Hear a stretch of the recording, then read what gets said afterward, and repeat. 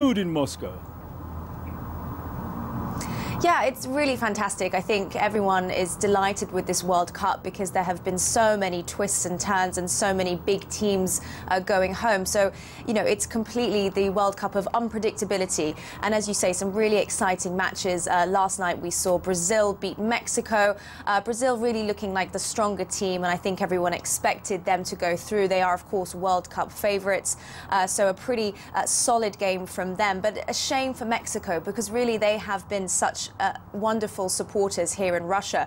So many Mexican fans have been here, and everywhere you turn in Moscow you can see a sombrero. So they have really brought so much colour and life, and there were a lot of tears on the streets of Moscow yesterday for those Mexican fans as they go home. But great for Brazil, and we saw a really sharp team last night with some great goals. Then, as you say, Belgium versus Japan, that was another remarkable game because Belgium were 2-0 down. So to come back from that is truly an amazing match.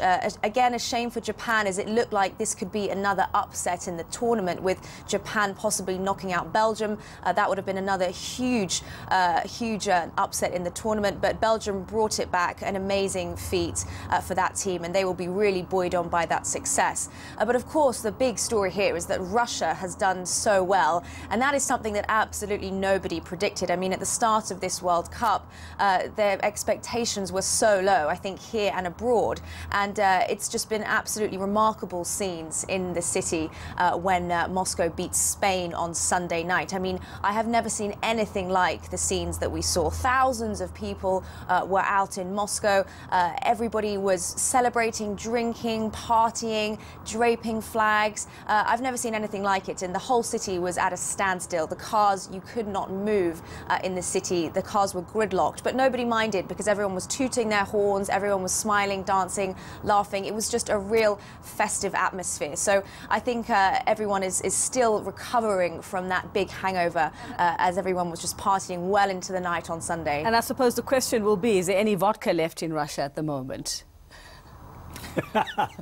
I think the answer is probably no. It has to be no. There's definitely no vodka left in Russia at all. So if you come to Russia, you won't be able to find any. Yeah, it's all gone. It's all gone. Yeah, no, it's so good when, I mean, in a FIFA World Cup tournament, we hosted the FIFA World Cup here in South Africa in 2010, and our national team didn't make it through the group stages. But when your host nation makes it through the group stages, like Russia has done, they're now going to the quarterfinal. It really increases, it notches up the excitement around the tournament.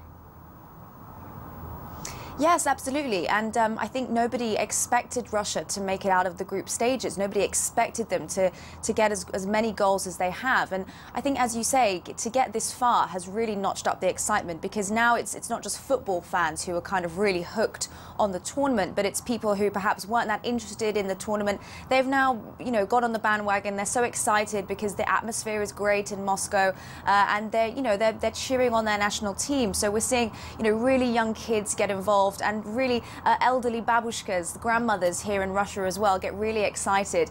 And it's really brought the nation together. I think this World Cup has been fantastic because we've had so many nationalities descend across Russia, and not just in the big cities like Moscow and St. Petersburg, but across the entire country. So smaller places like Nizhny Novgorod and Saran and Volgograd down in the south, they have had an influx of international football fans, and the whole country's really been swept up in this. And I think, as you say, the fact that Russia has got through has really kept the excitement going. But they face Croatia next, so I think that will be another huge test. But who knows? I mean, they knocked out Spain. Anything could happen. This is just such an unpredictable World Cup. Well, Jessica, I just want to know, I mean, if the worst were to happen for Russians, and let's just say the Russians don't make it to the final or they get knocked out very soon, who would the Russians be supporting then? Who's their second choice? Oh, that's an interesting question. I don't think that they would have a second choice. I think once Russia goes out, that's it. There is no one that they will give their allegiance to once Russia goes out. They're a very patriotic nation, and I think they'd be obviously devastated because to get this far, it's just been brilliant. And I think now that they have knocked out Spain, the expectation is, can they just keep going and going? But I think looking at the matches and looking at the team, I think that there has been an element of luck there, and of course, going out winning against Spain on penalties, you're always going to have that element of luck, and it just goes one way on the night. So I think Croatia will be another tough test. If they get through that, well, yeah, I guess the sky's the limit. But I think if they do go out in the next round, then they will be able to hold their heads high. The national team will have done Russia very proud, and I think they will stick to their allegiance and just enjoy watching the rest of the tournament. I guess if they reach the semi-final, if they beat Croatia, to be a huge achievement. Thank you very much, Jessica, for your time there. Now, there was Jessica King, our correspondent in Moscow.